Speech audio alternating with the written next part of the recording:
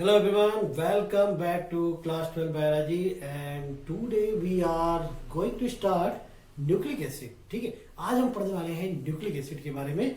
और nucleic acid आपने class 11th में भी देखा था।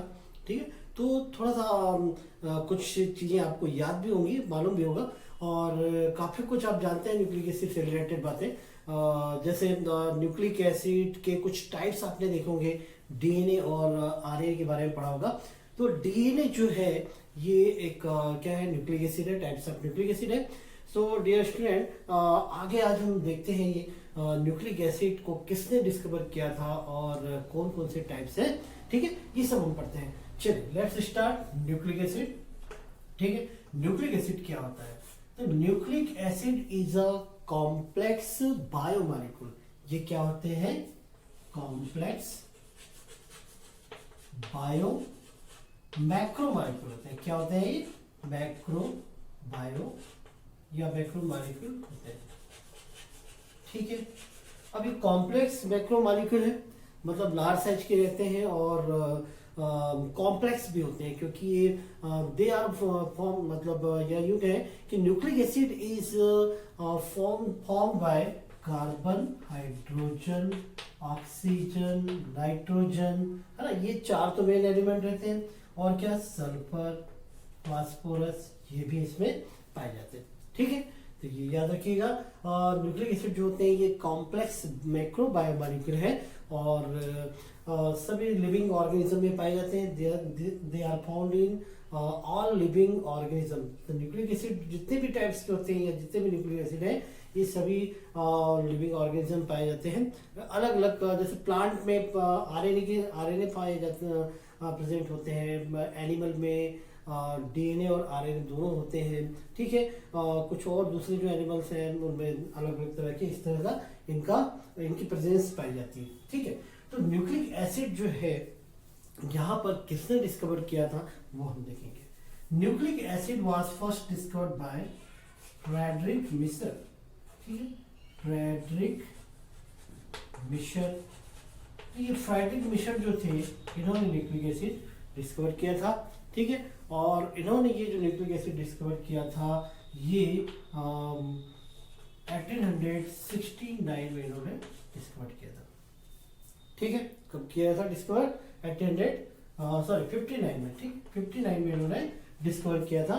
और कहाँ डिस्कवर किया था वो हम देखते हैं। इन्होंने डिस्कवर किया था फर्स्ट सेल ऑफ या यूं कहें nucleus of first cell. Nucleus of first cell.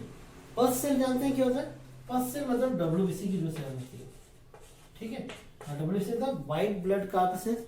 तो व्हाइट ब्लड कार्पसेस में ये न्यूक्लिक एसिड को डिस्कवर किया गया था। ठीक है, और इन्होंने they give the term nuclein. क्या नाम दिया इन्होंने? इसका न्यूक्लिन नाम रख दिया। ठीक है, और ये न्यूक्लिन जो नाम रखा था एसिडिक नेचर की वजह से बाद में इसका नाम हो गया न्यूक्लिक एसिड।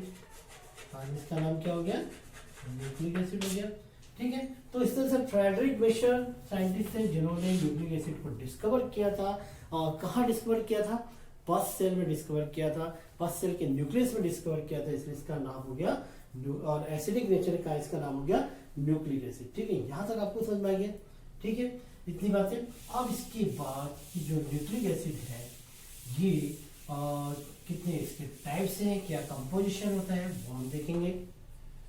ठीक है, तो there are two types of nucleic acid. दो तरह के न्यूक्लिक एसिड हैं, एक होता है डीएनए और एक क्या होता है? आरएनए। एक क्या होता है? डीएनए और एक क्या होता है? आरएनए। ठीक है, तो ये नाम आपने सुना है, पढ़ा है, और क्लास 11 में काफी कुछ पढ़ा था आपने, है ना। तो डीएनए क्या है और आरएनए क्या है? डीएनए का आपको फुल फॉर्म जानते होंगे, डीऑक्सी राइबोस न्यूक्लिक एसिड। ठीक है, और आरएनए का फुल फॉर्म होता है ribose nucleic acid. Nucleic acid. ठीक है, डीएनए जो होते हैं ये हेरिडिटी मटेरियल फॉर्म में एनिमल्स में प्रेजेंट होते हैं। ये अपने ग्रिफिथ और कुछ और कॉटी के एक्सपेरिमेंट से, है ना, हमने ये एक्सपेरिमेंट कुछ देखे हुए हैं डीएनए के, जो कि प्रूव करते हैं कि डीएनए जो होते हैं वो हेरिडिटी मटेरियल के फॉर्म में पाए जाते हैं। ठीक है, तो DNA act as use as heredity material या DNA found as heredity material in animal cell. और आरएनए जो होते हैं ये आरएनए प्लांट सेल में, जैसे प्लांट वायरस है उसमें ये हेरिडिटी मटेरियल के फॉर्म में पाए जाते हैं। और ह्यूमन बीइंग में या एनिमल में आरएनए का क्या वर्क होता है? एनिमल या ह्यूमन बीइंग में आरएनए जो होते हैं ये प्रोटीन सिंथेसिस में हेल्प करते हैं। ठीक है, ये प्रोटीन सिंथेसिस में हेल्प करेंगे। और डीएनए जो है हेरिडिटी मटेरियल के फॉर्म में पाए जाएंगे। हमने ग्रिफिथ का एक्सपेरिमेंट देखा है और कुछ और साइंटिस्ट का भी एक्सपेरिमेंट देखा हुआ है, जिससे हमने प्रूव किया हुआ है कि डीएनए जो है वो हेरिडिटी मटेरियल के फॉर्म में प्रेजेंट होते हैं। अब इन दोनों के कुछ कॉमन कंपोजिशन पाए जाते हैं। अब वो कॉमन कंपोजिशन क्या क्या है? तो एक तो होता है इनमें both nucleic acid are form by 3 component. ठीक है, 3 कंपोनेंट होते हैं।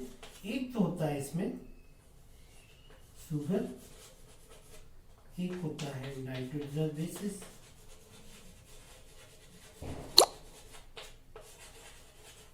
और एक होता है फॉस्फेट या यूं कहें फास्फोरिक एसिड।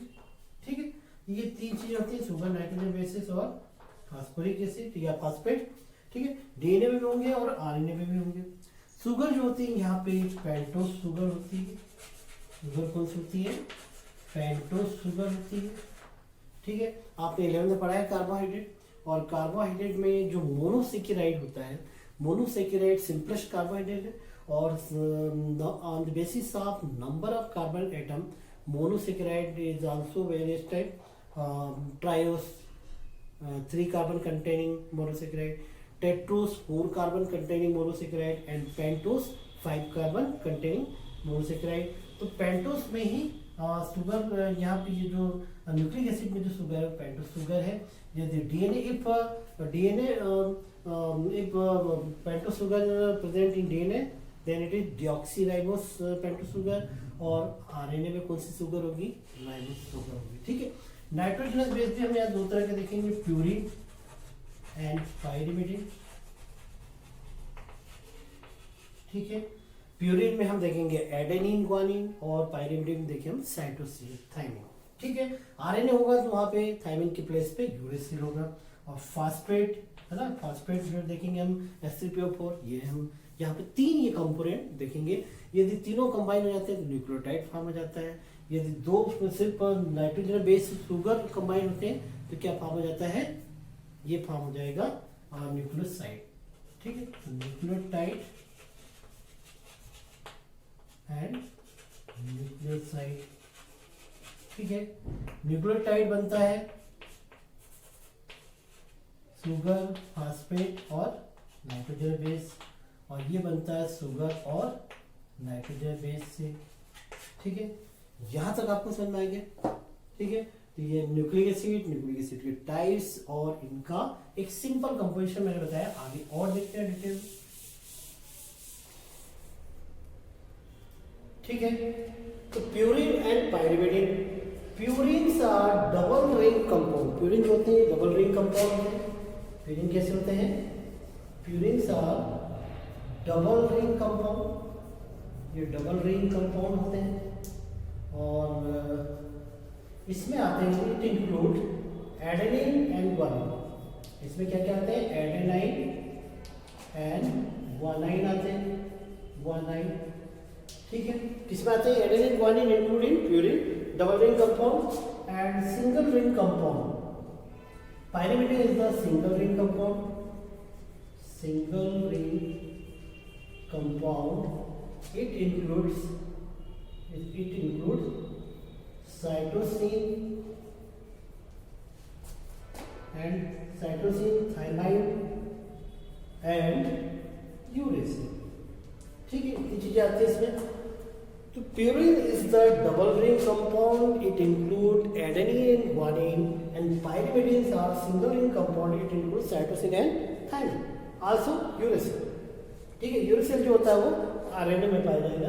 पेंटोस शुगर देखें आप, ये तो भी nitrogen base, nitrogen containing compound थे। इसके बाद पेंटोस शुगर में देखें, पेंटोस शुगर में यहाँ पे दो तरह की शुगर मिलेगी, एक मिलेगी डिऑक्सी राइबोस शुगर मिलेगी, ठीक है, और एक मिलेगी मतलब C5H10O4, ठीक है, और एक मिलेगी राइबोस शुगर, एक क्या मिलेगी, राइबोस शुगर मिलेगी यहाँ पे, जिसका फार्मूला रहेगा C5H10O5। तो यहाँ पे एक ऑक्सीजन कम होता है, इस वजह से इसको डीऑक्सीराइबोस शुगर बोलते हैं, C5H10O4, ठीक है। ये तो थे नाइट्रोजन बेस्ड शुगर, और तीसरा होता है फास्फोरिक एसिड, ठीक है। तो हम जो न्यूक्लिक एसिड देखेंगे स्पेशली डीएनए, ठीक है, तो हमने जैसे देखा कि न्यूक्लिक एसिड के कितने टाइप्स थे, 2 टाइप्स थे, डीएनए एंड आरएनए। सेकेंड क्या था, आरएनए।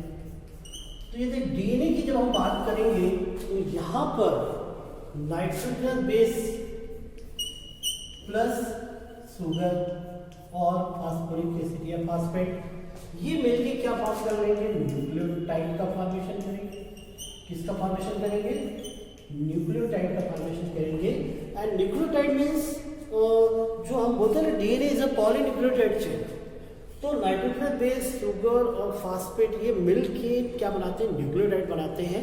और ऐसे बहुत सारे मतलब ये पॉलीसेकेराइड होते हैं, मतलब बहुत सारे मॉलिक्यूल मिलके, मेनी मॉलिक्यूल मिलके एक पॉलीन्यूक्लियोटाइड चेन फॉर्म कर लेते हैं डीएनए, ठीक है। तो यदि नाइट्रोजन बेस है, शुगर है और फास्फोरिक एसिड है, तीनों एंड क्या बन जाएगा, न्यूक्लियोटाइड। और सिर्फ नाइट्रोजन बेस और शुगर रहेगा तो न्यूक्लियोसाइड बनेगा।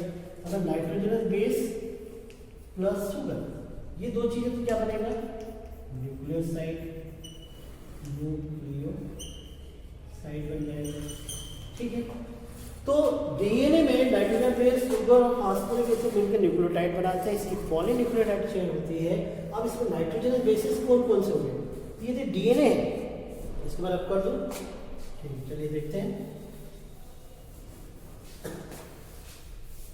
यदि डीएनए है, जब हम डीएनए की बात कर रहे हैं तो डीएनए जब रहेगा तो नाइट्रोजन बेसिस वहां पे कौन कौन से रहेंगे, तो डीएनए में नाइट्रोजन बेसिस रहेंगे एडेनिन,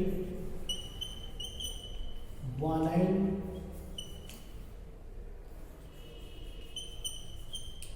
और साइटोसिन और थायमिन। साइटोसिन और क्या रहेंगे, थायमिन,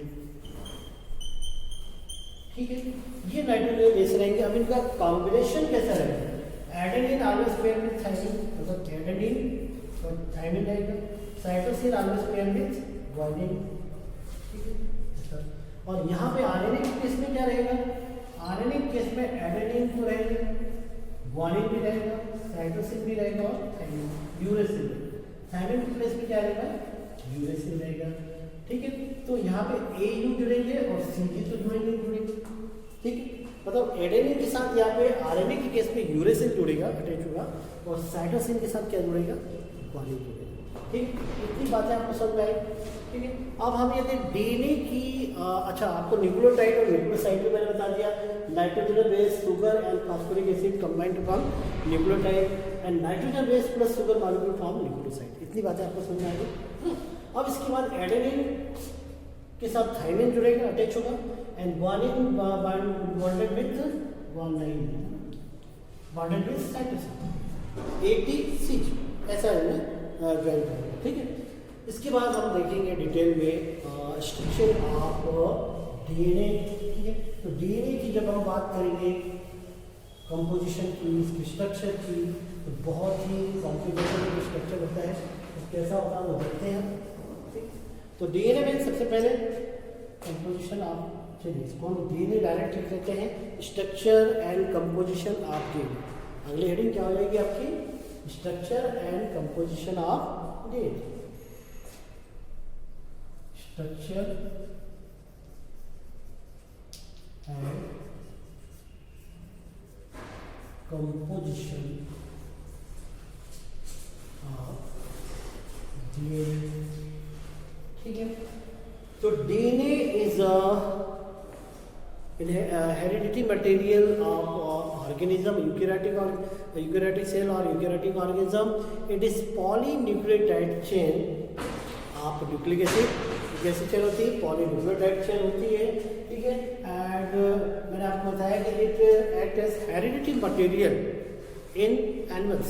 एनिमल्स में ये हेरिडिटरी मटेरियल्स का काम करती है and it is complex macro biomolecule made up by carbon, hydrogen, oxygen, nitrogen, phosphorus and sulphur, ठीक है। इतनी बातें बताएंगे। उसके बाद इसका जब हम कंपोजिशन लिखेंगे, कंपोजिशन जब इसका लिखेंगे डीएनए का, ठीक है, तो कंपोजिशन में आप वही सब बातें बताएंगे। DNA is composed of nitrogenous bases, phosphoric acid and sugar molecule, ठीक है। यहाँ पे कंपोजिशन में फिर से क्या बताएंगे आप, नाइट्रोजनस बेसिस,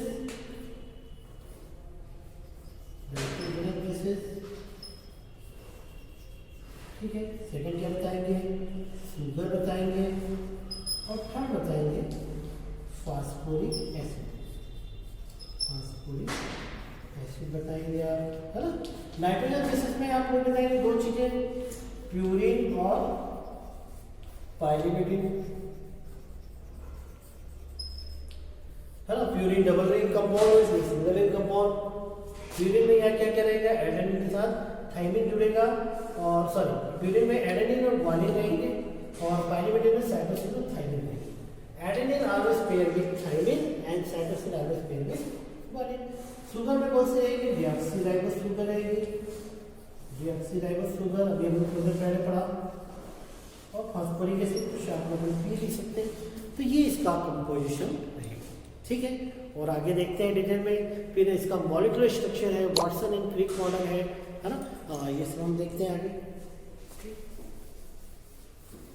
तो आगे हम देखेंगे मॉलिक्यूलर स्ट्रक्चर ऑफ